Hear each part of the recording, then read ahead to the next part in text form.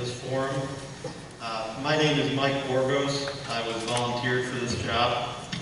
I look at you all as friends and neighbors within our school community, and that's really the genesis of this forum, was to bring everyone together to be able to have a conversation about what is best for this district. And we talk often about the GF Nation. I really want that to be a guiding principle for the discussion tonight. We want to keep it positive, solution-oriented, and informative. We don't want shouting, we don't want hooting and hollering.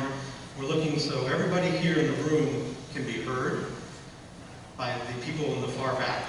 So please keep it respectful. We have set up a microphone for questions from the audience up here at the front. Our procedure is going to be, in order to be recognized with a question, just ask that you come down the side aisle and take a seat in this front row. We've already got a couple gentlemen here who have some questions, but if you have a question, please feel free to bring yourself around to the side and take a seat. Mr. Patton at the end will make sure there's room for you, and we'll queue you up. And we're going to go through and ask questions in that manner. So please no hand waving or shouting during the question and answer response that we're going to have. Please bring your question around to the side. We do have some questions that were submitted in advance, and we'll fill those in as time permits and when we have a lull. But we're hoping to make sure that everybody has an opportunity to be heard. If we have a topic that has already been discussed, try to be respectful and keep your questions as unique as possible. We don't want to have a lot of redundancies, because that means it's just somebody else's question you might not be able to get to. So please, again, keep respect first and foremost. With that, I'm going to introduce Mr. Paul Jenkins, our district superintendent. Many of you know him already. And we have Sky, our communications director. Is that our proper title? Thank you. And I know over here we have our first question from Rob Mulholland. Come on up, Rob. Okay. It is on.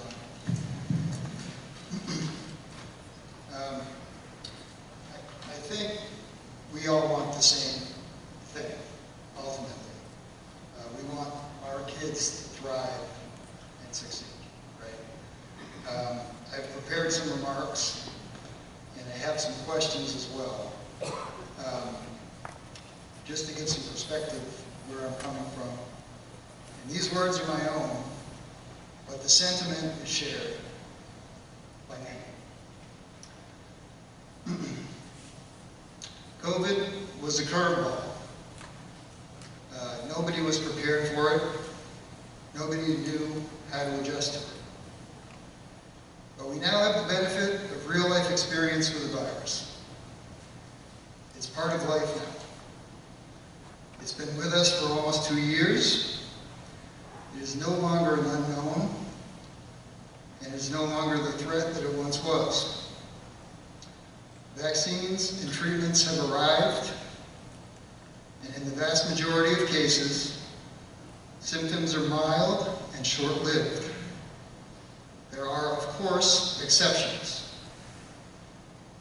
The CDC's definition of a high transmission rate is 1 new case per 1,000 people per week. This should not be construed as a dangerous environment. People understand the risks, which are objectively low. They, we, our kids, are ready to accept some risk and get on with life. Our kids have also demonstrated a willingness to accept responsibility. Nobody wants to be reckless. They want to experience the same rites of passage that every other generation has experienced. And we, their parents, we want them to as well. And so do their grandparents, who are the ones in greatest risk. Life is about overcoming challenges and moving past the obstacles that stand in our way. We are frustrated by the perceived lack of initiative to find solutions. What is needed is gumption, resourcefulness, and a can-do attitude. It is time to move forward. Safely, of course, but it is time. First question. What is your plan to get students back to a regular academic and extracurricular routine? Well, we have a lot of things we can go through and address, and I can probably answer a lot of questions through some of the information that we put together. And I appreciate your question, and I appreciate Mike putting this together. And I think he said he volunteered. I think you were voluntold to be here. So as far as getting back to a regular academic and extracurricular program is your question. So right now, all of our students are back in school full-time. Last year, obviously, we were doing a hybrid model. So starting from day one this year, every student is here every day. All of our academic programs are running. The differences and things that we're doing in school, we have to keep some distance between students. We have to wear masks. We're going through all of our protocols. But as far as the academic programs, those are all in place. And as far as extracurricular programs, right now, we're wrapping up the fall season, but every one of our fall sports ran. We had over 360 students, middle school and high school, participating in athletics. So, you know, you mentioned a perceived lack of initiative, and I agree with you. There probably is a perception that maybe things aren't going the way that they have been in the past. But as of right now, we're in full swing as far as our academic programs and our extracurricular programs. We had over 600 students participating in after-school clubs. So things that are not occurring, things that people may be concerned about, are things that we talked about in the summer when we put together our reopening plan. And we talked about things like this: lots of people together, or lots of students together, assemblies, dances. Those kinds of things were not things that we were prepared to get started with until we knew exactly what we were dealing with. And we all know, yet that the situation we're in, the pandemic, with the virus, it does affect different people differently. We have vaccinated students and staff who are getting the virus. We have unvaccinated students and staff. Right now, we have, out of our entire student body, about 30% of our students are vaccinated. So, and because, our elementary students haven't had the opportunity yet. So that could change. At the high school level, we have about 65% of our students vaccinated. At the middle school level, it's 53. So we're not at a situation where everyone's fully vaccinated and we're ready to roll and do anything we want. I understand you mentioned people want to take risks. That's not something that we generally do in schools. We don't really, we're not in a position to just say we're going to risk it and see how it goes. We're going to go carefully and slowly, but we are in a much different space than we were last year. As I said, we've reopened everything for the most part. So I don't know if your question, did I answer your question about the academics and the extracurriculars? Is there something, maybe there's something that you were referring to that maybe I'm not aware of? Right. So I think I will, I know that other people wanted to get into more specifics, and so I'll leave that to them so as not to bog down the conversation. But I will follow up with one more statement and question, and then that will lead into these next group of questions, which I think will get more specific with respect to specific activities. But in general, our district has adopted the most restrictive environment in our region, while other adjacent school districts with hundreds more students are less restrictive in terms of what's allowed. yet they have virtually the same percentage of cases as we do. Would you be willing to step back and recognize that our excessive restrictions relative to adjacent districts, while no doubt very well intentioned, may be overkill and could be relaxed? So what I'll do, I think I can answer your question. Let me go through a few things. We've prepared a few informational slides that may answer some of the questions, and if that's okay, I'll kind of go through these. Before you do that, I'm noticing that as you're speaking, when you're back, it's hard to hear. When you're close, it works really well. But I'd like to take a second, just make sure people can hear in the back both the question and the response. We're good? We're good? Even better now, right? Thank you. Okay. So we can jump through some of these, Sky, but obviously we know that we're, as you mentioned, we are in a high transmission zone, as indicated by the CDC, and that's part of our decision-making process is when we're talking about where we are at this point, the numbers in our county, and the information we get from the Department of Health. Looking at today, for example, Warren County had 55 additional cases. 2 of those were ours. So, out of our county, in our county, there are 300 cases they're dealing with right now. A year ago today, there was 1 new case, and they were dealing with 14 total cases. So we're in a very different situation this year than we were last year. We're fully reopened with all of our students back in school and all of our extracurricular activities moving forward. We have, so far this year, we've had 70 positive student cases as of September 1st, and 9 staff members.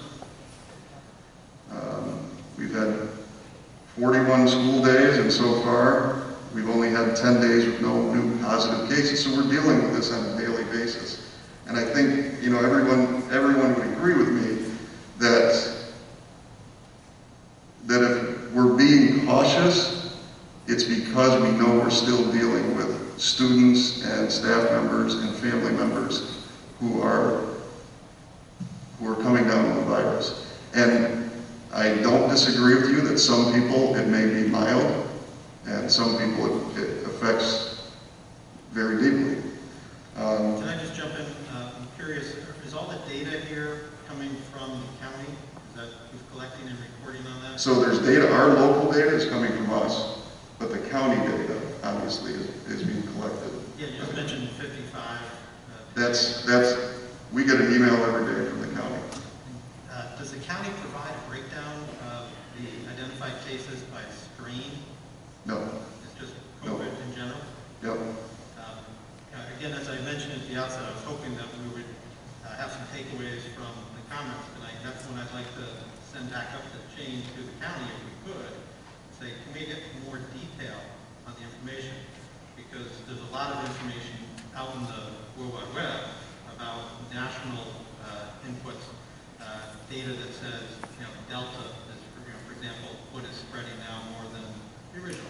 Yep. Maybe Lambda immune, some other mutant varieties. And I think that's what everybody is expecting going forward. So I'd love to get that type of detail on the data feeds from the county, because I know that the school puts that out every day. It'd be nice to share that with extra enhanced details so people can see kind of what's evolving and that. And I'm sure they have that data. I don't know. I don't believe they're putting that in their daily emails. Is there a contact person that might be able to report that request? Well, we get the information from Don Lehman. He sends out that email every day. And who receives that here? Is it Sky or is it? No, anybody. Well, I think all of our administrators get it. I get it. So anybody who's on that distribution list. And then I know I'm getting an email from the district. Is that because I signed up, or does everybody get one? We send that out to our entire list. So somebody's taking the data from the county and retransmit it? Yep. The lady sitting next to me. Sky's doing it. So Sky's everybody could ask Don maybe to update and provide some more detail? Yeah, his daily email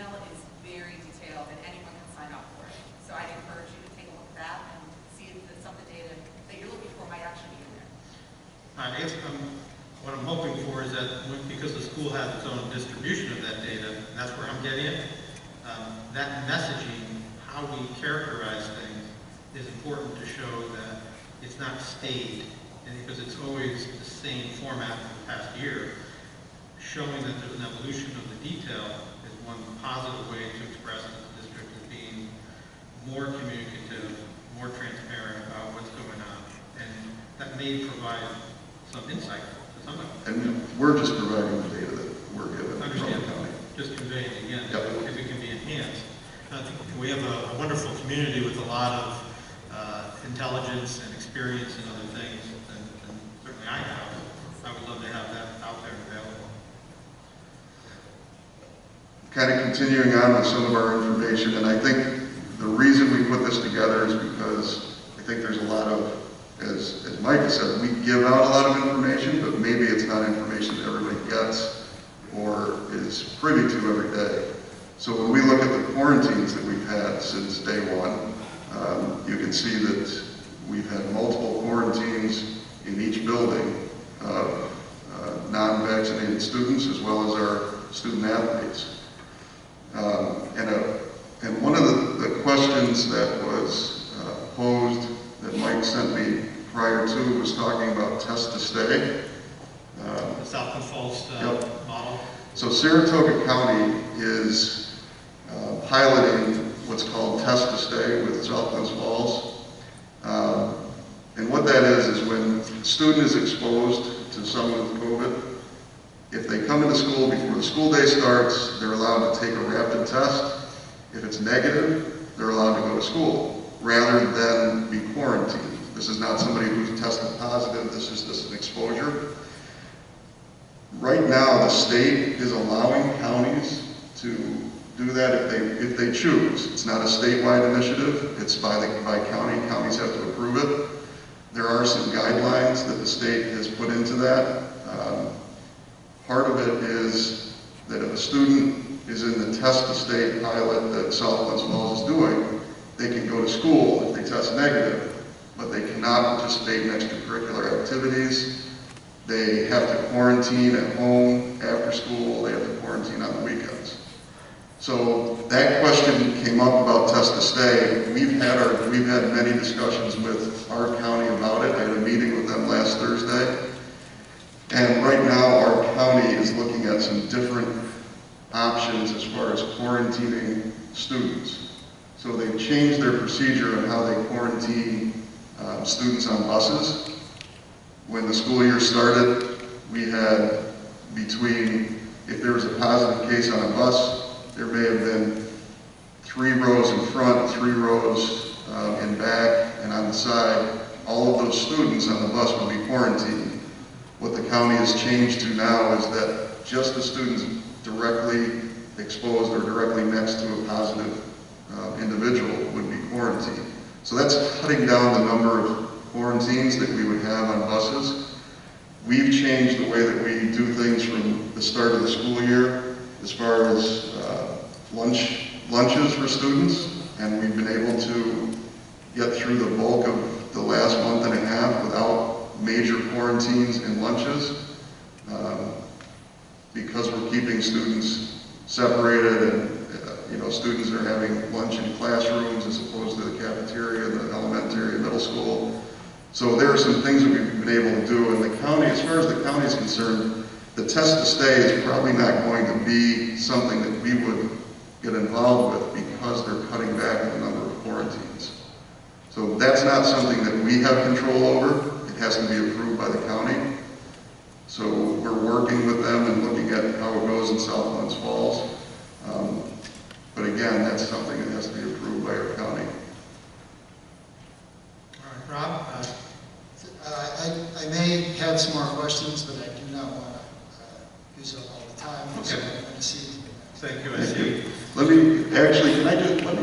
me kind of go through this. I may hit some of the questions from the information we have because there's a lot of information that we want to present so that people get it.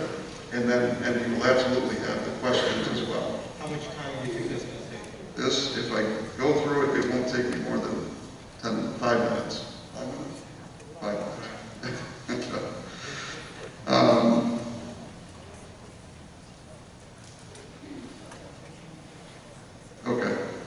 So one of the things that what was asked, I think, at the last, actually, Mike, you asked this at the very first board meeting this year, which was, how is Glens Falls going above and beyond what the guidance is from the New York State Department of Health? Yeah, I think we were talking about how the school is obviously following directives from the state level, the county level, and then there's some things that aren't being guided. Right. So the state level guidance came out in early September, just as school was opening. My question to you back at that school board meeting was, when is this going to be revisited by the district? Because the district's policies were more restrictive than required by the state level. You were going above and beyond with those cautious approaches, and then you said you would revisit it as the year went on, right. You learned from experience with what was happening. So the guidance from the New York State Department of Health, and I have them listed here for us. So with vaccines, the guidance on vaccines is that all public schools should support vaccine clinics, which we're doing. So we're following that guidance. Masks, all students, personnel, teachers, administrators, contractors, visitors should wear masks at all times except while eating or drinking. So we're following that. That's the minimum guidance from the state. Illness, if students or staff are sick, they stay home. We're following that as well. Distancing, 3 feet apart in class, 6 feet apart while eating, and there's a caveat in there where as much as possible, but students should never be excluded from school if you cannot meet that minimum distancing requirement. Transportation, masks are required, we're following that. PE and recess, masks are not required outdoors, so that we're following. Testing, capacity to offer testing to students and staff, which we have been doing since the first week of school. Screening testing, which we've been doing with our student athletes. Quarantines, all close contacts must quarantine unless fully vaccinated. Vaccinated close contacts should test within 3 to 5 days after exposure. So that is a recommendation, and we're offering that. If a vaccinated student or staff member is exposed and they want to be tested within 3 to 5 days, they can do that. Working with local health officials, that's a requirement, we're doing that. Daily health screenings and temperature checks. This is something we did last year. The students came into the building, parents would do the health screening prior to the school day. When students came in, they do a temperature check. That's not something we're doing. It's not required. That's not something we're doing this year. Has any of the guidance changed since September 1st? The only change in the guidance is that the test to stay. It's again, the state is not, they're really not backing that. It's a model to try something. Right, but they're not recommending it. Has the district changed any policy since the opening of school? We haven't changed anything from any of these guidelines that we're following. But my point in going through all of this was to show that where we are with the state guidance and what we're following and what we're not, because there are a few things that we're not following. And I'll get to that. One was the health screenings and temperature checks, but it's not required. Returning to school, if students or staff are sick with symptoms, they have to be fever-free. When symptoms are improving, they have to be fever-free or have a negative PCR, COVID test, or a doctor's release. We're following that. Diagnostic testing we do not have right now. So we refer to the student or staff member's provider or Department of Health. We've improved our ventilation and filtration systems. We put in new air purifiers in every class. Now the next one, athletics. This is one that, as I said, we've had 360 students participating in athletics. The guidance from the state, the New York State Department of Health, is to cancel high-risk sports in counties with high transmission rates. That's not something we're doing, but we are screening all of our students in high-risk sports. So And then the last one is consider screening testing for athletes, which we're doing. So one of the things that I think may have been a perception was that we're going way above and beyond what the Department of Health guidelines are, when actually we're following the guidelines, and as far as athletics, we're not canceling that. Is Glens Falls doing more with the athletic screening testing? Than some schools, absolutely. Yep. There are some schools that are not doing any. There are other schools that are doing the exact same thing we are. And so is that, I'm trying to understand, guidelines, is that different than mandates? Are guidelines aspirational and mandates are something different? well, I mean, the masking is a mandate. Right. So that's Masking got to do in with schools mandates. is a mandate. That's required. I don't think Yep. anybody's arguing about that. Right. But the screening testing for all the athletes, Right. and then the quarantines that might result for fellow team members. Now, those are, so the quarantines we have no control over. That's We the don't, county? right, we don't quarantine anybody, although we may call parents and we may talk to parents and tell students, and we may send a letter from the county. The county is the only, the Department of Health is the only entity that can quarantine anyone. And they're the only entity that can take someone out of quarantine. So we don't have any control over that. We're just the messenger. So the screening of the athletes, so that is a decision that the district has made Yes. to do. Yep. And who makes that decision here? We made that, we talked about that. So when we did our reopening plan in the summer, we talked about all of these things. All of the, how are we going to open, what we're going to do, where are we going to be screening athletes, and we decided the answer was going to be yes, and we had good success with it last year when we did it. Okay. I'm sorry, I don't understand we. Can you elaborate on who the we was? Well, bottom line, me. So every decision, look, we make decisions every day. And the administrators and I work together on looking at what are going to be our protocols for the things that we're going to do in school. When it really boils down to it, yeah, the decision is mine.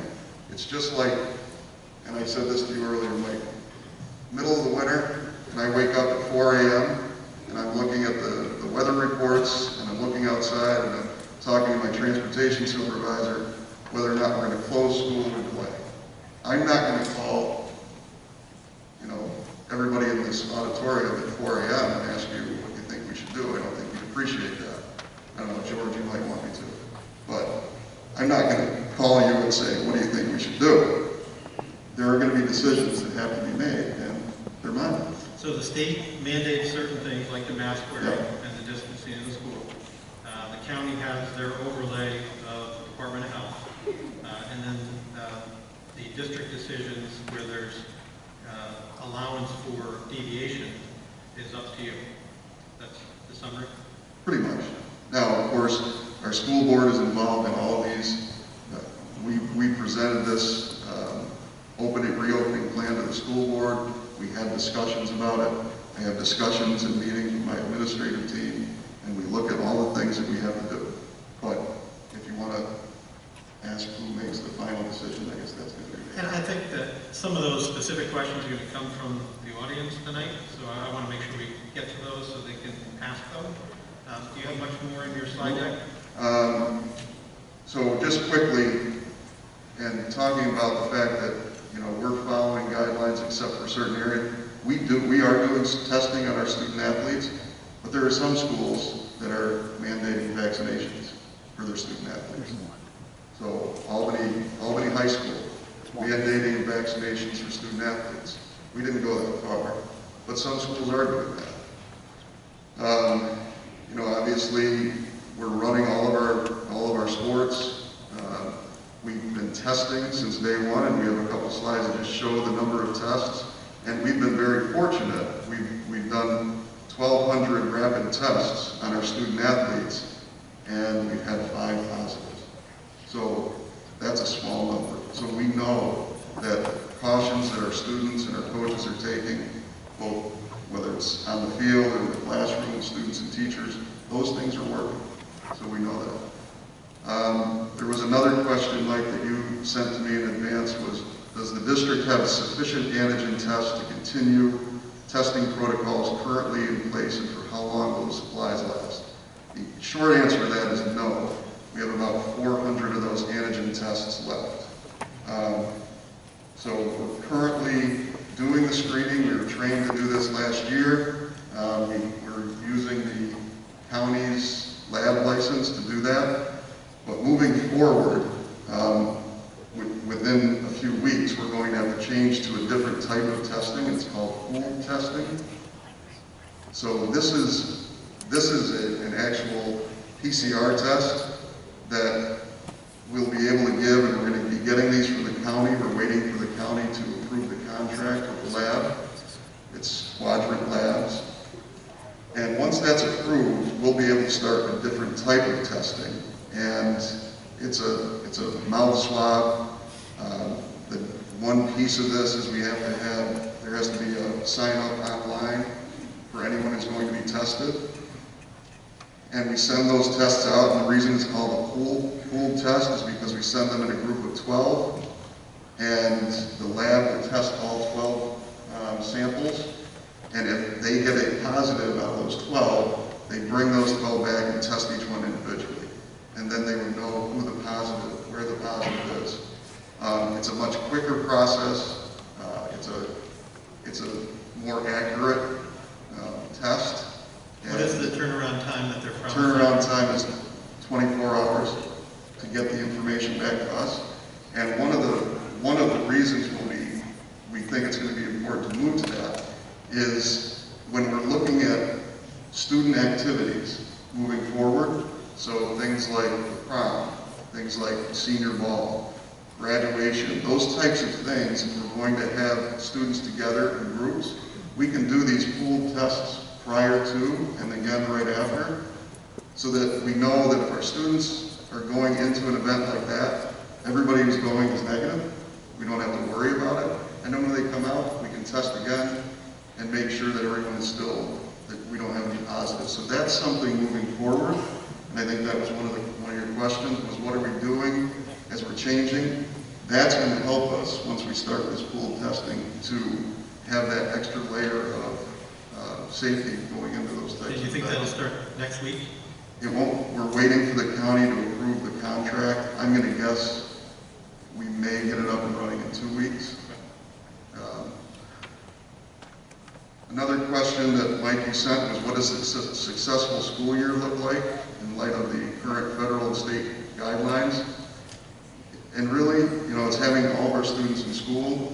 It's addressing any social emotional needs that we know students may have been dealing with throughout the year. Last year, having our clubs and after-school activities running. Our staff is working on some training of we call community building circles to address some of the traumas and strengthen relationships. And I had mentioned the number of students in after-school clubs already this year, and sports, over 360 students in sports, 260 plus in high school clubs, 350 plus in middle school clubs. And again, those may be duplicated numbers because students may be involved in more than one activity, but those things are all happening right now. And what are those numbers in context? What population do we have? So we have roughly 600 plus students in the high school, same in the middle school. 360 out of 600 sports? And typically, those numbers are right in line with where they were 2 years ago, before COVID hit. So actually it's a little lower than it was. We were roughly 380, I think, students in athletics in the fall. But the numbers are good as far as students that are getting involved in extracurricular activities. I don't mean to put this guy on the spot. I'm just curious. Not all kids are athletes, so the population that are traditionally not athletes are quite often involved in the arts. Do you have figures on their participation and what they're doing? So I didn't do, so we're talking about Music band, orchestra. So we have roughly over 100 students in band. I don't know the number in orchestra and chorus, but they're usually very strong. Is there a production coming for? There is. Yep, our drama club advisor is working. She actually had tryouts auditions, I'm sorry.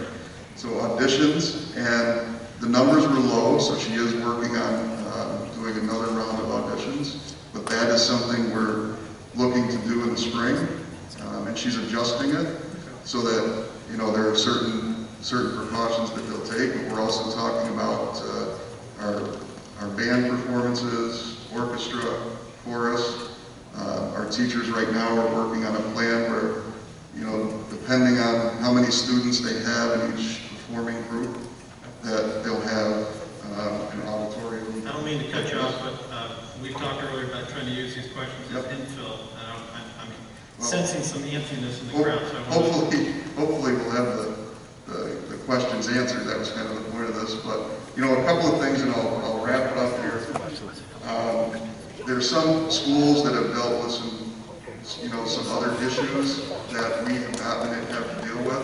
I know Hudson Falls had to quarantine an entire grade level of students because they had an issue, I believe, in chorus. We had Warrensburg I'm almost done there.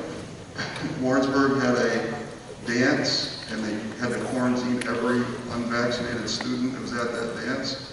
And students that came from other schools had to be tested. So those are some of the things that we're looking at when we're talking about some of these other activities.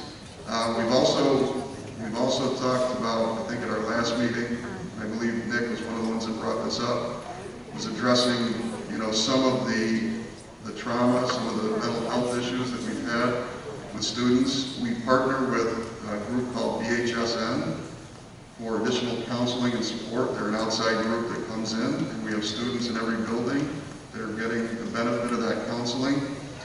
We have our own psychologists and social workers that are currently servicing a number of students in-house. I'm working with an outside company that can help us with connecting families with outside providers. So that's something that's in the works as well.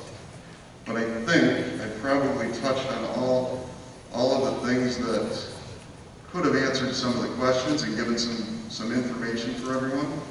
So I did go over my 5 minutes. Sorry, Mike. Your last comment about the social emotional health of the students is something that I know that Nick wants to address. So, Nick Westfall? Perfect. So for those who don't know me, my name is Nick Westfall. I'm a senior here at Glens Falls High School, a member of NHS, and an early college career academy member. Last time we spoke, Mr. Jenkins, was October 18th, a couple of weeks ago. Obviously, as you just mentioned, it was over the mental health regarding our students. I returned back today to kind of talk a little bit more on that subject.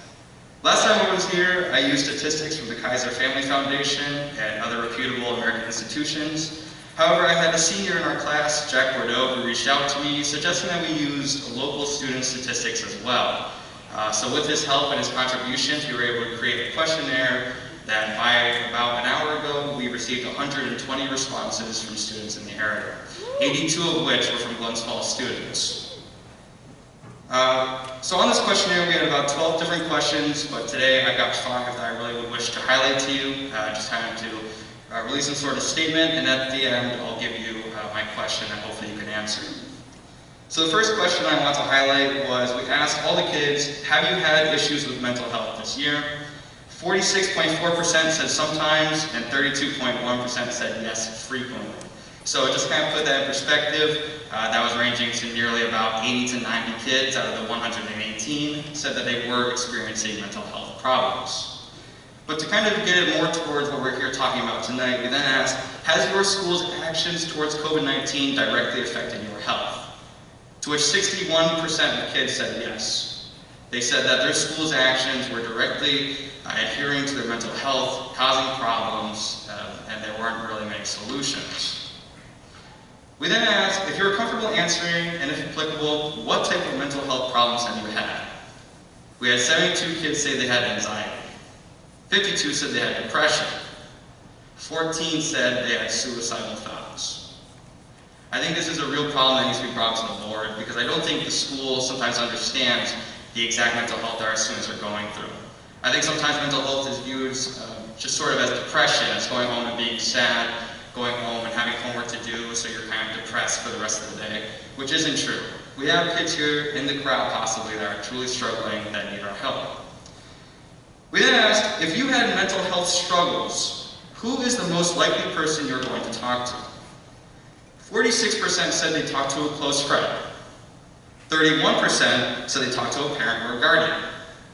18% said they talked to no one. About 8% said maybe a therapist.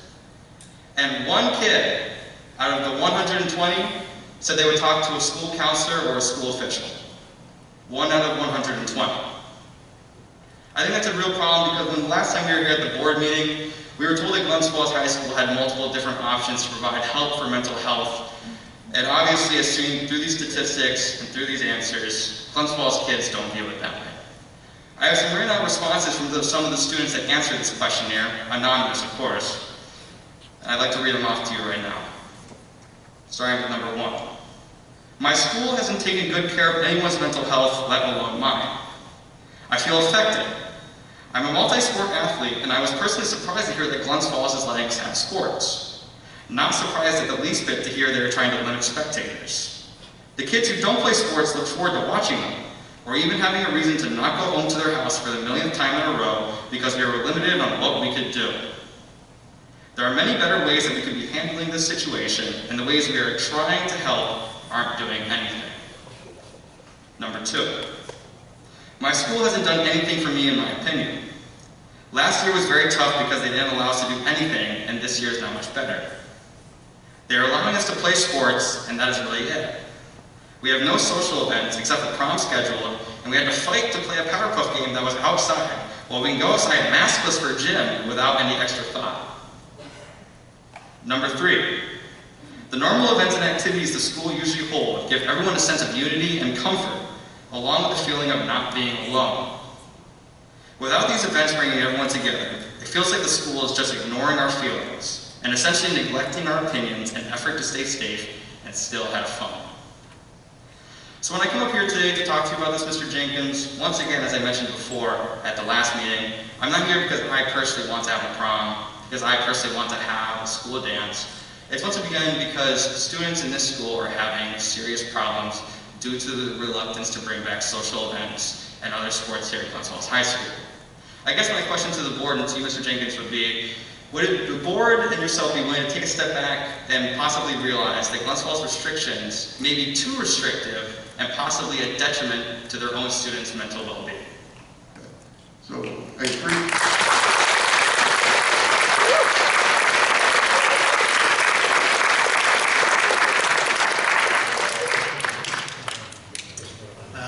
I think that was very well said, Nick, but remember we would like to make sure everybody can be heard, and please keep the responses to a minimum so we can hear the responses and get through everything. But that's very well said, Nick.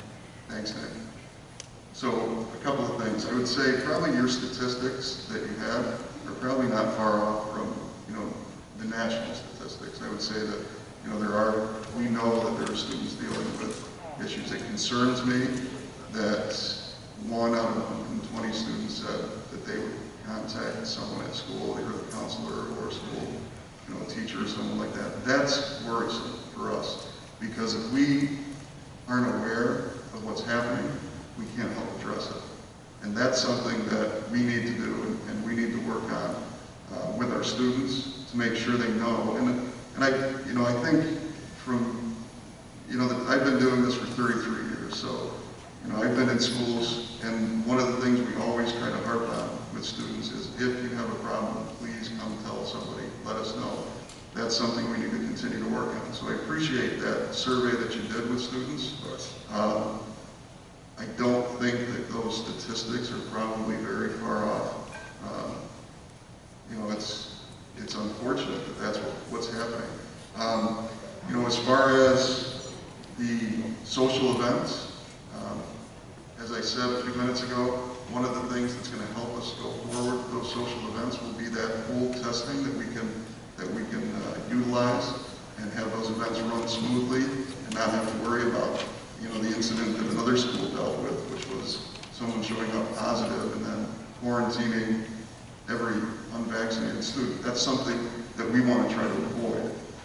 So moving forward, that's basically our plan, is we will have those events, we'll be able to test students in advance and after.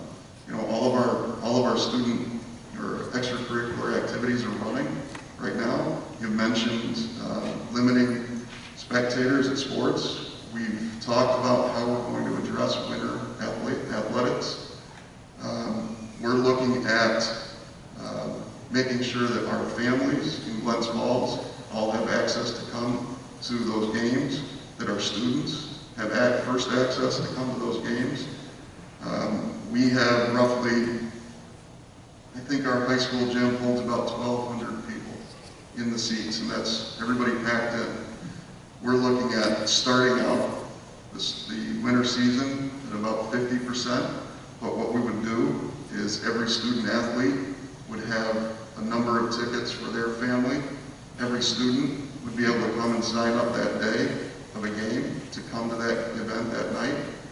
And then after that, we would look at the rest of the capacity of our facility, and then people would be able to come on top of that. We're starting out that way. A few other schools are doing the same thing. Some schools, and this was one of the questions, Mike, that you sent me, I believe, or that was asked, some schools are limiting their spectators to only home spectators. We're not doing that. Which school's doing that? There are schools in the Fulton County that we're talking about limiting indoor to only home spectators. Anybody in the foothills? Yes. Which ones? I don't know exactly which school, but that was the discussion that was had at the AD's meeting, is they were talking about possibly only having home spectators. They haven't come out with it yet, but that was a meeting that was last week. Okay. I heard the opposite, that all the ADs voted to keep everything open. They did, but again, it's not there. They don't make that final decision. Correct, it goes to the superintendent. Yep. Some schools are having full capacity, no restrictions. Can I, Nick, you talked about a lot of very troubling concerns. Yep. This is a forum that we want to have positive solutions being advanced. Do you have solutions that you would offer to the district to try to gather more information about this problem that the students are having? I think I would. I think going through statistics and talking to specific students, I made sure on the questionnaire to leave my email for kids that were truly feeling a little too depressed or too anxious to be able to contact me, upon which I was able to receive some more information. I think a big thing for a lot of students that are feeling anxious and depression is just getting back to that normal sense of school, going back to being able to go to their friends' basketball games, going back to their friends' volleyball games, indoor sports, having not necessarily dances, but just social events after school. I think that's just a bare minimum start.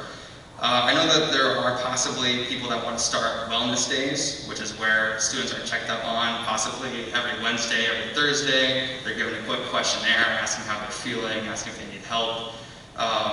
The one problem that I see glaring through with Glens Falls High School is I think sometimes we speak a lot about having the connections to help students with mental health, but we just don't put it out far enough. I think that there are a lot of students out here that are struggling, and as we've seen in my questionnaire, would rather talk to their best friend sitting right next to them than be able to come talk to a professional that is shown to us in the school. So I think it's more of a possible marketing thing, being able to show kids that they have this ability, that Glens Falls supposedly has these counselors, yet none of our student body seems to know that they exist. And I appreciate that, and I think we have a lot of students that are social workers and psychologists and counselors work with on a daily basis. If there are more students, obviously there are, that we need to connect with, and that's something that, that we can have those conversations with, whether it's with when teachers or staff are seeing, students, whoever are having issues or having concerns, that we're addressing it and we're bringing it to our counseling staff so that they can work with them. So, thank you. I appreciate it. Would you be able to give me the results of the survey? Yeah. That's awesome. Yeah. Thank you. All right. Thank you very much, Nick. Who's next in line here? I'm going to jump ahead. I just want to thank you, Nick, for your words and speaking for the students. My name is Michelle Stearns. I'm a licensed mental health counselor. community, I'm a parent. I play hard in Glens Falls, I support Glens Falls Nation, but we are suffocating our children, literally and figuratively. It's so crucial that we make change and educate our kids in the least restrictive environment. There are too many restrictions. I'm very proud. Where did he go? Stand up. He's representing his classmates. He's advocating for change effectively, and we need to listen to our students. I am a provider in this county, in this town, Saratoga, Washington, Warren, Essex. I have families coming from all over. There's not enough of us to help the fallout of COVID. COVID is not going away. We need to learn to live with it. We need to give our kids opportunity to live instead of suffocating them.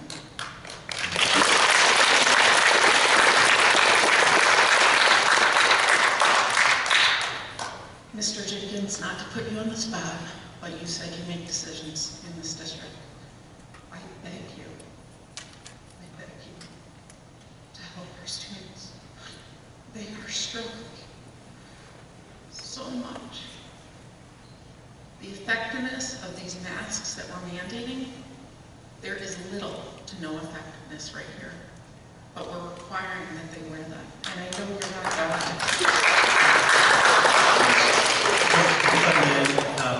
and we're trying to keep this as apolitical as possible, and I know it's easy to drift into that.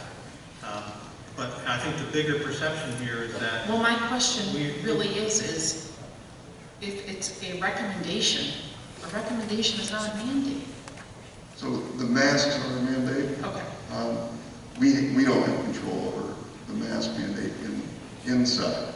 So anyone that walks into our building, any student and staff member is required to wear a mask all the time inside. The only time, as I said earlier, that they don't have to wear them is if they're eating or drinking. And we try to limit that time so that we don't have students who may be exposed have to be quarantined. We work well with the county on working through that. We try to keep that time under 10 minutes when they're eating lunch, get their mask back on. But that's something we don't have control over. So why don't we as a community, Glens Falls Nation, challenge Warren County and say we want to do what Saratoga County is doing? Well, why are we taking no for an answer? So it's not the county that has the mask mandate. No, not the mask mandate, the test to stay.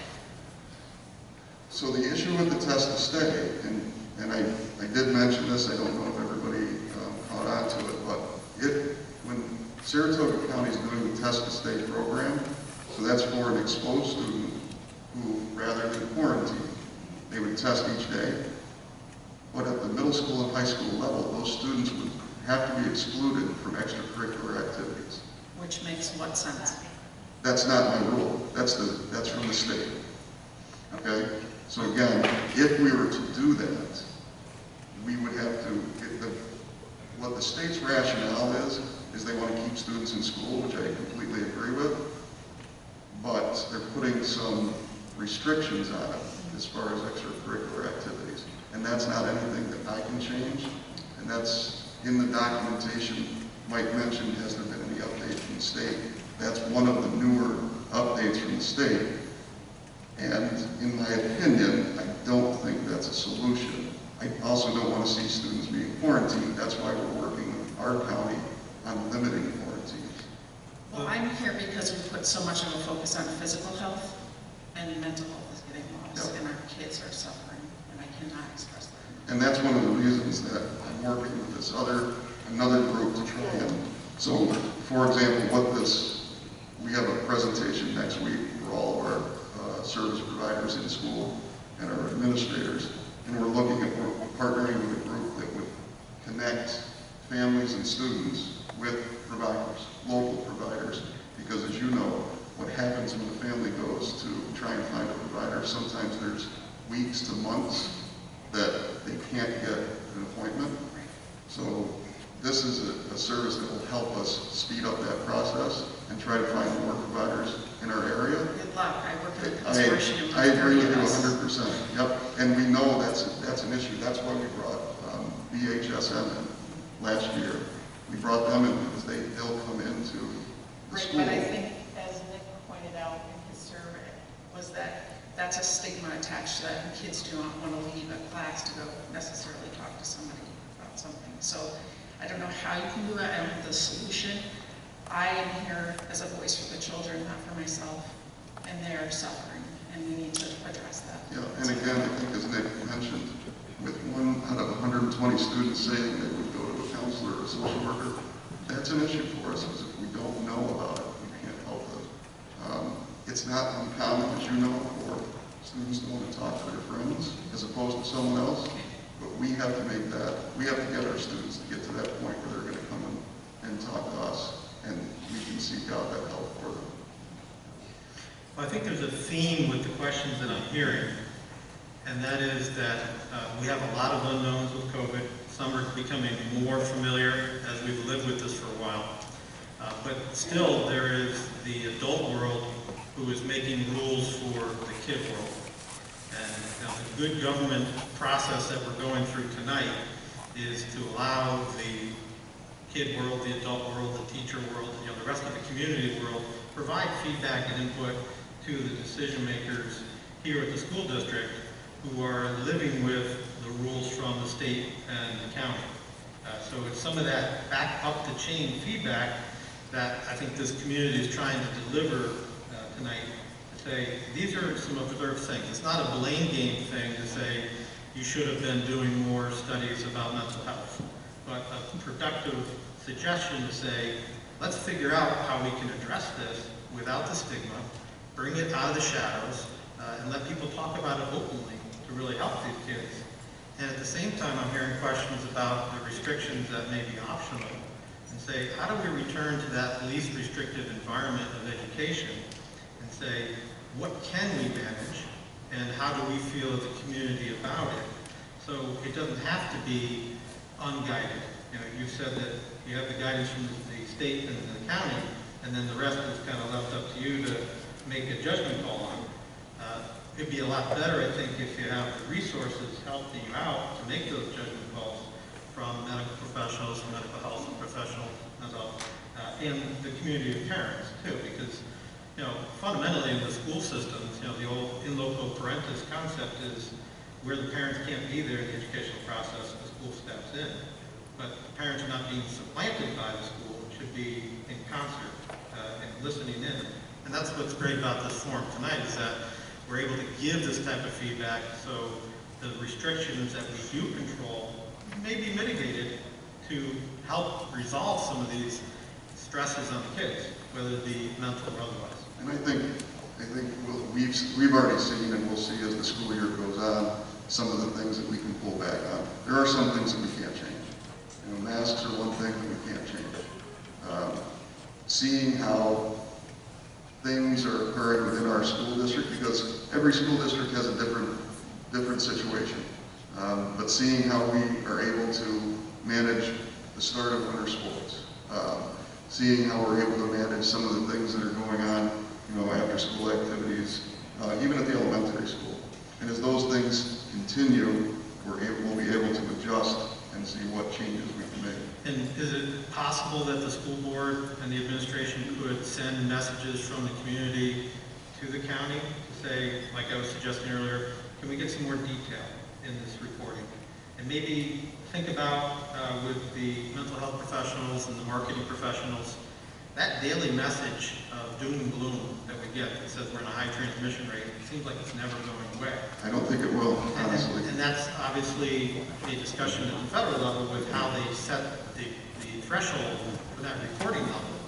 But why don't we soften that message that we're now retransmitting to our population, and instead leave with positive messages, like, hey, we're doing great in this area or that area, and if you need some help, here's a resource. And make this daily reporting into something better than it is now. That's the type of positive change we're looking to try to start to effectuate. That's a tough set of data to make look good. I agree with you. It's not anything that, but it is something, it's the reality of the situation we're in. But I agree. It's every time we get that, we know we're in a tough spot. taking up too much time with my questions. Yeah, that's Go all right. back, Robin. Sure. I have some specific questions regarding student events and activities.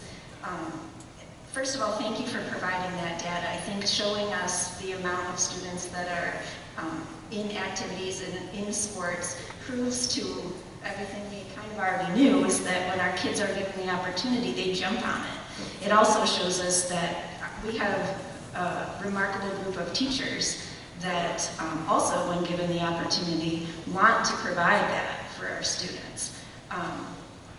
So again, I just thank you for showing it that to us. Also, this is my specific question. The Athletic Association is hosting next week the Hall of Fame induction ceremony. So obviously, it's a banquet. It said, I don't know anything more than it's a banquet, and that there will be dinner and people are going to be there. I don't know the numbers, but probably a decent amount of people hopefully would show up for something like that. When will the school start holding student recognition ceremonies? Specifically, in previous years, you've had sports recognition ceremonies and National Honor Societies, usually in November and December. When will the school start doing those types of student recognition ceremonies? So I know Mrs. Silvernail has been talking about National Honor Society, which is planned for November 17th. And I'm glad you mentioned that. When will those things be reflected on the calendars or communicated to the public? So we didn't put a lot of things on that printed calendar this year, just because. Well, there's nothing on the printed calendar. Because we didn't know what we were getting into, but we do update our online calendar, our website. There's nothing on there right now. For when things are set up to go, we will add that on. Yeah. Okay, so November 17th you said was National Honor Society, and what about the sporting events? Like the senior athletic awards? the awards, yeah. So I don't know if we have that scheduled. I can't see Mr. Corwin over here. It's back there. Okay. Are those planned to be scheduled? We haven't talked about a date for that yet, As but obviously, in-person events, or what's that? as in-person events or virtual? Yeah, we haven't talked about whether or not we're going to have that as in-person, but our plan is that we're going to have in-person events as much as possible, following whatever restrictions that we have to put in place. And my last question regarding that is, so I guess you've heard, the public consensus is we're not really accepting that events would be canceled any longer, and that we're hoping that the expectation would be that when events are canceled because of COVID reasons, that you'll come up with other safe alternatives for the students. Like the kids kind of asked for homecoming, and there was an alternative for that was worked out. What are your expectations for your administrators and your teachers in regards to providing these events for the students? As long as we can do these events safely, and we know that it's something that is going to, follow as closely as we can to previous types of events, we're going to work through that. I think all of our teachers, all of our advisors, all of our administrators want to make sure that we can provide these things. We're just working through how we can do it. And then, each week when we look at these situations, like this week we've had, and it may not seem like a lot, but we've had 5 positive cases. We've had more students quarantined. So we haven't gone a full week without any cases. We know that's what we're going to be dealing with moving forward. That's why we're talking about having some of these events like senior ball or the prom, that we're going to implement some testing protocols in advance.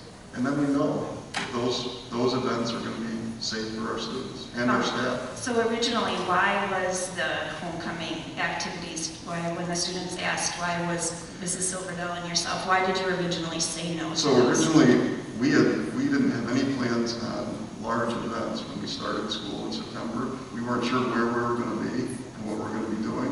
What we had said, I think what Mrs. Silvernell had said to the students is, let's see if we can postpone it, kick it down the road to the spring. Obviously, students met with Mrs. Silverdown and talked about, let's find an alternative so we can do it. And as you said, eventually we did.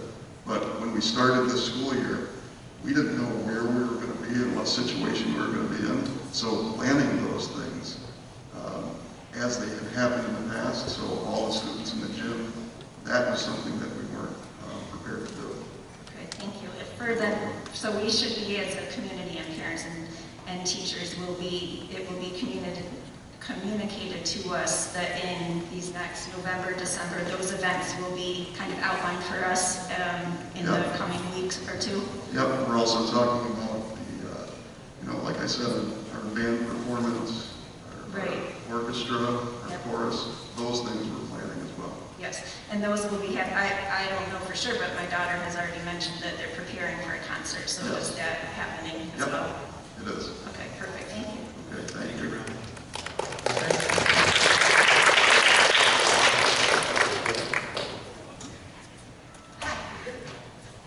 First of all, as a parent of an athlete, I would like to thank you for bucking the trend, or the recommendation of canceling high-risk sports. I appreciate that. I think all of these children here appreciate that.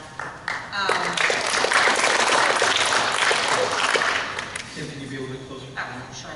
I'm sorry, usually I use my teacher voice, so I don't want to get too close. Everybody. You won't scare me. I might. Before I ask my questions, I do just want to ask about the reasoning behind maybe thinking of keeping all of the homecoming and pep rally stuff to the spring. Was that so that you could do it outside, or in hopes that maybe COVID would change? That was the hope. Which one? That things would be better in the spring. Okay. And last year we were able to do that. And if you remember, we did relax some of our restrictions last year because things did get better in the spring. I don't know that we're going to be in that situation. We were hopeful. We've kind of been on, the same trajectory from September 1st, or actually beginning of August, as to where we are now with the county. I'm hoping that things will change in the spring. Agreed, me too. Personally, I think some of the numbers are more now because we're doing a lot more testing. As far as the high-risk sports and the weekly testing, I know you're doing that here, and I know it's a recommendation from the state, but are other schools doing the same thing, or have they kind of done like you've done with having the high-risk sports? Some schools are. So our neighboring schools, Queensbury, Southlands Falls, they are doing weekly testing of their high-risk athletes. Some schools aren't. Some schools are only doing the mandated testing for unvaccinated staff. Okay. And in terms of the high risk, like who determines what's a high-risk sport? The state. Last year, when the guidelines came out from, I think it was the governor's office, and the whole list of guidelines for schools, certain sports were listed as high risk. Okay, so this is going to pivot me. Glens Falls had swimming listed as a high-risk sport. Yep. New York State They did does not list it as a high-risk sport. In fact, it's a low risk, and only relays are considered a moderate risk. So why has Glens Falls made that decision? So we did that because for two reasons. One, it's inside. So indoor sports, typically, and when you're looking at winter sports, all indoor sports are considered, for the most part, high risk. Swimming isn't, but the other piece to swimming is they do have to take their masks off. But they are in the water. Yep, they are in the water. They actually But they do, yep, they do. But they also get out of the water and they have their masks off. So the only difference for us is when we are testing those students. And the whole point of the testing is we want to make sure our students are safe. We don't want our students to be in a situation where, they're competing in these athletic events, or they're practicing, whatever it might be, and they're in close contact with one another. We want to be able to identify if someone is sick, we can immediately make sure that that's addressed and identified. So this is not something, this is not a punitive action, because the difference is, if we don't do it, we don't know about it, we don't know how many kids are sick, we don't know how many kids are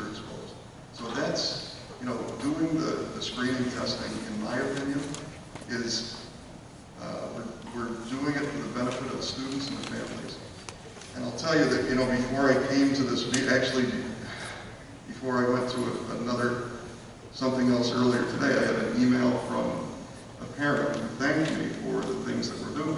And there are parents, and there may be some in the audience here who are appreciative of the things that we've been doing to keep school open. We were able to get through the bulk of last year without having to close school like some other schools have to do. Even this year, at the start of the year, there have been some schools that have shut down and gone virtual. So we're, knock on wood, able to continue to do that. And it's in part because of the precautions that our families and our students and our staff are taking every day. Well, if I can cut in for a second.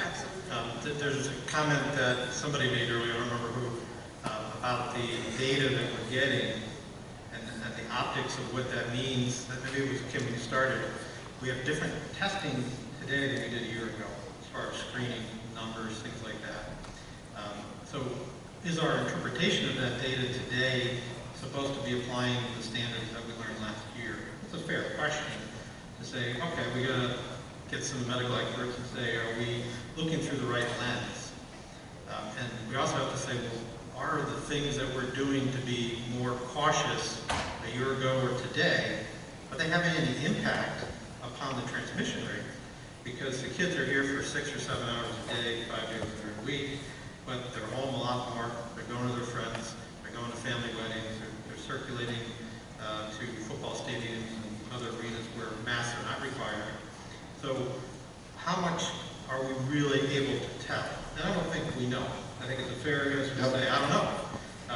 So I think what Kim and others have been saying is that we're trying to get a balance here, and we're all figuring this out as we go, but we have to, maybe elevate in that balancing the impact upon the kids. And I think Rob's first question was, the parents in general were expressing that they say we'd like to have a higher tolerance for risk because the risk is going to be out there more, or maybe perhaps a lot more than in the school. So it just doesn't seem to, it seems inconsistent. And we can't make anything yet, and I've said this a couple of times, we don't have any control over the masks. So outside of the masks and screening testing, we're moving forward as we had in the past, and we're trying to figure out those situations, whether it's, events where we're bringing all students together and we're going to implement some of the testing protocols. Outside of that, we're basically running things the way that we run them. I just want to clarify, Kim pointed out that the state does not make swimming high risk. But swimming is actually considered a low-risk sport. And I appreciate the rationale they have to take their masks off to swim.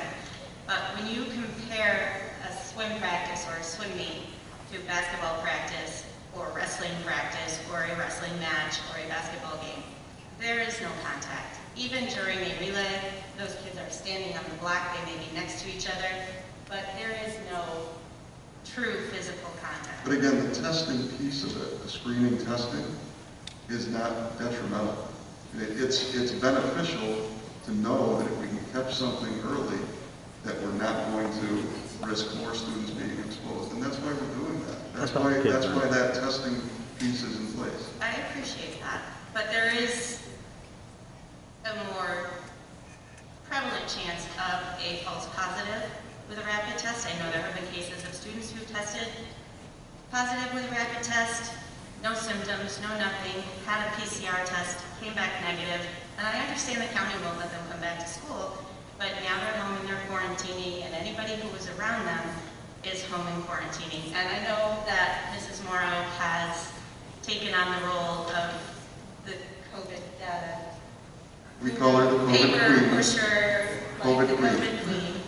I'm just wondering, you did say that you've done 1,263 rapid tests throughout the course of the year, and you've had 5 positives. Of those cases, were any of them more than mild symptoms? And of students who have had to quarantine due to exposures, either from those or other kids that have tested, do you know how many of those kids then had any kind of symptoms or became ill in any way, shape, or form? And I don't have the exact numbers, but we have had cases where students who have quarantined have been tested positive after the fact. The good piece about making a change to the pool test is that those are actual PCRs. So when we get those results back after 24 hours, it's not the rapid test that you have the concern about. So those are much more reliable tests that we'll have. I got this too, I'm sorry. That's okay. In terms of the testing, the weekly testing of our athletes, if a parent does not agree to consent for their child to be tested, is that child then excluded from being able to participate? Yes. Okay. In terms of the student athletes being able to use the locker rooms, I know the football team is changing in the weight room. I know at one point the girls' swim team wasn't going to be allowed to change in the girls' locker room, but they are. Yep. And with the boys' swim team season coming up, Yep. what's the rationale between not, I mean, the locker room is a lot bigger than the weight room, so why would So we what allow we're them to change in looking that? at for the winter is there are going to be teams using the locker rooms, depending on the situation. So swimming, yes, they have to use the locker room. Hockey, they have to use the locker room. Basketball, absolutely on game days. Practices, is it necessary that they use the locker room? Probably not, because they could come to practice ready to go. But, Mr. Corlew is looking at all the winter sports and whether or not we'll be using locker rooms. Part of the issue, as you can imagine, locker room supervision, we do have to be concerned that making sure students are keeping their masks on and things like that. So, we have to have those discussions with our kids. But as we move into the winter, we're revisiting whether or not we're going to be using locker rooms. And again, swimming, that's a no-brainer. They have to change. So, yes. Yeah, you don't want them. Nope, I don't want them changing in that weight room. One last thing, I've noticed at our home football games that we do not sell any concessions. Yep. And I understand maybe pizza and things like that have to be opened and touched, but why not prepackaged foods or drinks or things like that? Every other venue that we've been to, they have concessions. They have homemade baked goods. They have hamburgers, hot dogs, pizza. And it's not necessarily because I'm hungry. I am thirsty sometimes. But I know that those funds go to the grandstanders, and the grandstanders provide scholarships. Now I know they have other fundraisers, but they didn't have concessions last year. They didn't have concessions this fall, and with sectional games coming up and possibly more people coming, that's going to be a big hit to them, and it may impact what they can provide to our student athletes moving on to the next level. And Mr. Corlew has regular meetings with the grandstanders, and they talk about those things moving forward. So that's certainly something that's on his agenda as he talks with them. But what was the reasoning in the first place? Just Again, when we started the school year, that was one of the things that we said. Our whole point in getting started this year was to try and avoid issues that could cause exposure or anyone coming down with COVID. So we're trying to limit those types of things. And as we move forward, and we've said this from day one, as we move forward, we're going to look and see how things are going and what things we can adjust. okay. Does Glens Falls work with any risk management companies? I'm an educator, and my district works with a risk management Through firm. BOCES, yeah, there's a risk management group through BOCES that every school district works with. Need them? Yep. Okay. Because I know in our meeting, when he talked about outdoor events and things like that, the guru stood up there and said it was virtually impossible to catch COVID outside.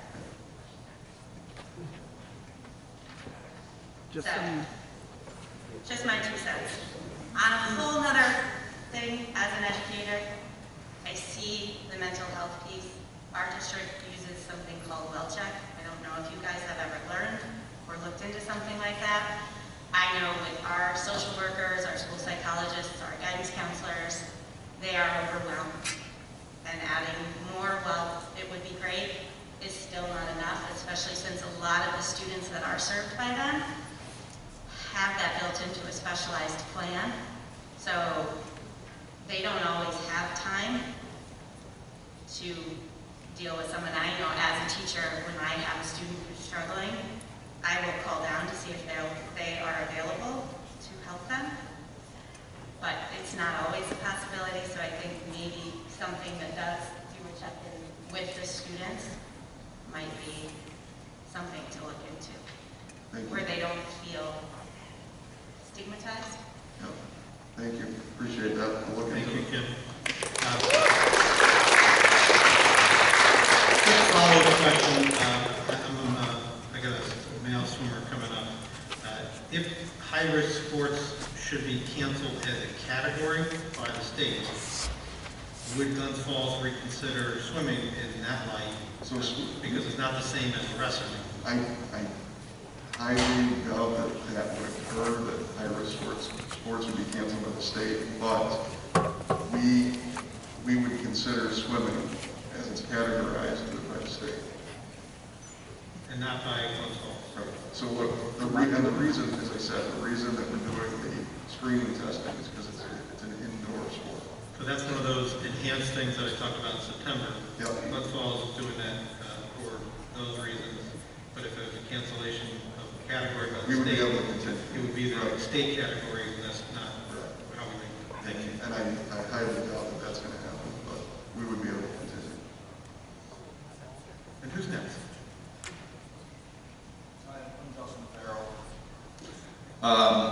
I appreciate you guys doing this, and I can appreciate that,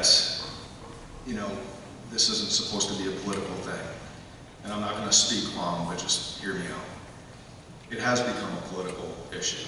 There are countries around the world that have not been as aggressive with mitigation efforts that we know have done better than we have. And I know that there are many other variables. I worked in operating rooms for 13 years with surgeons who were smart people. I just want you guys to know that being told that, well, we're at the mercy of the state, we can't do anything about masks. We're relying on the data. We're talking about mental health, and the kids are looking at you guys who are authority figures in the community. You're an attorney. Have you ever questioned the legality of some of the mandates? Okay, and you don't need to answer that. I'm just playing devil's advocate. There hasn't been enough of that from our leaders, and I think that's why parents are frustrated. I have been publicly shamed. I got vaccinated. I didn't personally feel like I needed to get vaccinated, but I did because I gave into some shaming, and it's sickening. And a lot of the things that are going on with the data are sickening. In the 13 years, I worked with orthopedic surgeons every day, and I started with no clinical knowledge and no confidence, and I became very confident. And I went to a surgeon one day. I was trying to sell a cephalomedullary nail for proximal femoral fractures. And I said to the doctor, I said, geez, I got a great study. And you know what he said? He said, gee, Justin, when I was a resident in Philly, I don't put a lot of stock in a lot of the data because I was involved in a lot of those studies and I saw what went on. And I could go on, and I'm not going to bore you guys, and I sincerely appreciate you guys doing this. There hasn't really been enough of this, and I think you guys recognize that, and we appreciate it. We would just ask, I would ask, and on behalf of a lot of other people, that despite the mandates coming from a higher authority in public health, at some point, we need folks like you guys who are people of influence, and I understand that it's a tough spot, but to start questioning these things. Because, guys, the reality of it is, and you can debate it, but the vast majority of people, and the numbers we don't need, we can debate the numbers, but the vast overwhelming majority of people are not at risk from this. Children are certainly not at risk from it. I haven't, just as an aside, all of the people that I worked with who are very smart, very highly educated people have told me there's something really wrong going on with COVID and the data. You look at red states, blue states, we don't want to make it political, but it's been made political. And at some point, we need local leaders, public health officials. I battled with Saratoga County last year. My kids lost 4 weeks of school for low-risk exposures, and there was no recourse. And more than just missing school, it's the kids are looking at you guys. They're looking at this stuff saying, they know inherently there's something wrong, and we're allowing it. We shut down our entire economy. We were going to flatten the curve. We shut down the entire economy. And Justin, I don't mean to cut you off, but at least speaking for myself, you're preaching to the choir. yeah, and I appreciate that. But This is the exercise of good government where we as the adults are hoping to set an example for the kids to say, yes, this is how we start to effectuate positive change, sending the message through our representatives. This is how we speak out. I see Mark Frost sitting here tonight. I'm sure he's going to be giving some exposure to these comments. And in a lot of ways, when the public speaks out, the leaders are saying, thank you, we haven't heard anything. And I think as COVID developed, we all gave all of our leaders a lot of space, because nobody had ever dealt with this before. agreed. But what we're doing today is part of the pushback to say, enough's enough. We're not living in Washington or California or Florida. We're here in Glens Falls, and we want to have a say in how we live. So we're going to give some pushback and say it starts here. And if it means that we have to go to the county or the state with it, it starts here in community discussions to say, what does our community want? And that's all we can ask. And another lesson for the kids is that scientific process. Postulating a theory, testing it, evaluating it. Questioning, seeing- hypotheses. And always questioning it. You can't just accept it as standard. It's going to change and evolve. So that is exactly what this is tonight. And I hope that we're going to have more of this to come as we work through this, because I think, again, we accept that COVID is here to stay. Just like the flu is here to stay, it morphs and evolves. And I just got my flu shot, and I'm hoping that it hits the target. I think that's probably what we're going to have in the future is a COVID shot that we're going to hope has hit the target. But at some point, we have to return to some type of normalcy. It's doubtful, the experts all say that it's doubtful we'll ever get to 0 cases. It's just going to be mutating in the community. I have one final question, and this is not to antagonize. This is a legitimate question. I haven't been able to find an answer for this, and this is from Mr. Jenkins. Is there any validity to this assertion that the districts are receiving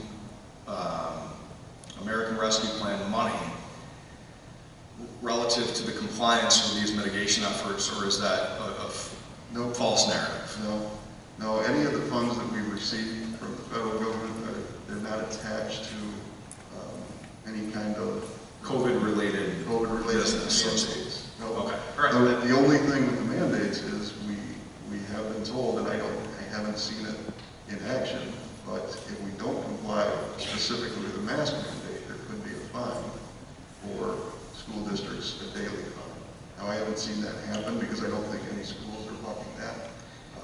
But that's not attached to any federal funding. I appreciate that, and I would just leave you guys with this. That what you just said is kind of horrifying.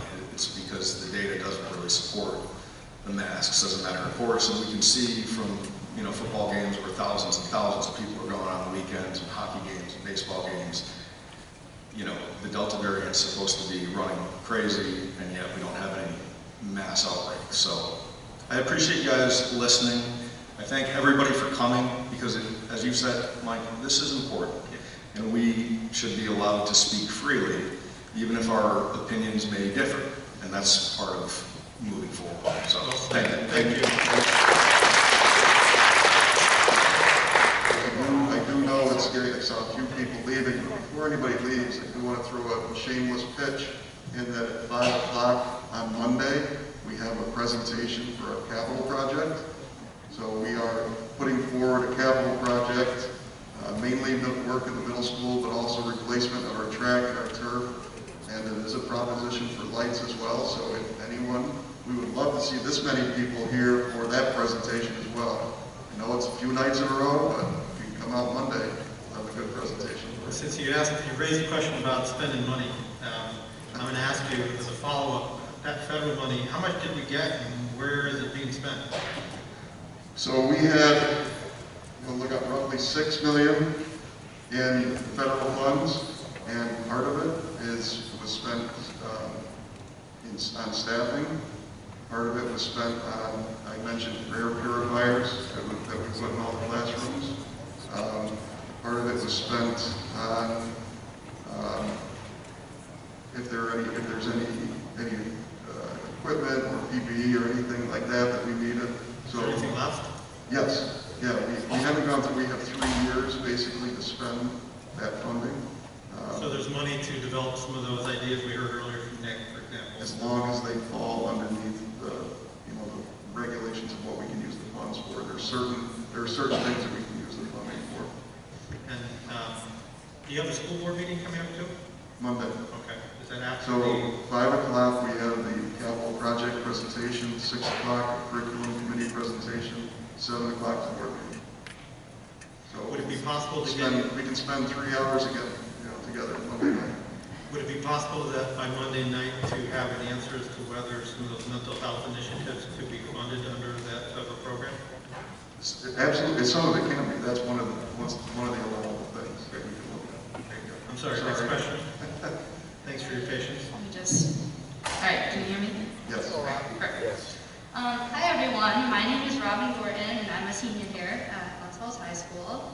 I'm also a part of the group of students that went to Mrs. Silvermel prior to the board meeting, a couple weeks before the board meeting, just asking questions regarding about giving students opportunities and opening more events up with the hopes that it would provide more support for mental health within the community.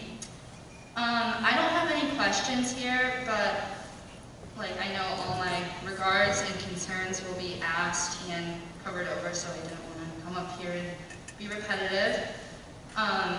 And I'll make this short and sweet. Mr. Jenkins, you don't have to respond, you don't have to say anything, you can if you want, but this is just something I would like to put out there. First of all, I would like to thank all of you that are here, all the parents, all the teachers, all the administrators, all the students, grandparents, everyone. It's hopeful and heartwarming to see everyone here, although I have to admit it's a little sad that we all had to come together this way. I would just like to give attention to the photos that were showed on the slideshow earlier. I know I'm part of our club, and the pumpkin carving was an idea presented and put together by the art department and Mrs. Botch, and I know it had been a very long time before we were able to do something like that, and she had to fight for it, and she asked, and luckily, since things have been more open recently, we were able to do that. But I would just really like to show my appreciation for the teachers that have been fighting for us and have been fighting to help us open up so we can do that type of stuff again. And the second thing that I'd like to bring up is the Powder Puff game. The Powder Puff game was actually planned prior by the senior and junior girls because we were told no by the administration during, our meeting and the board meeting. We weren't given the green light for this event until I think 3 days before the actual day it happened, which was the Post-Star article that many of you probably had seen. These activities have been pushed by our teachers and our student body, and they have been planned by us. And we were not given support until administration saw that it was out of their hands at that point. And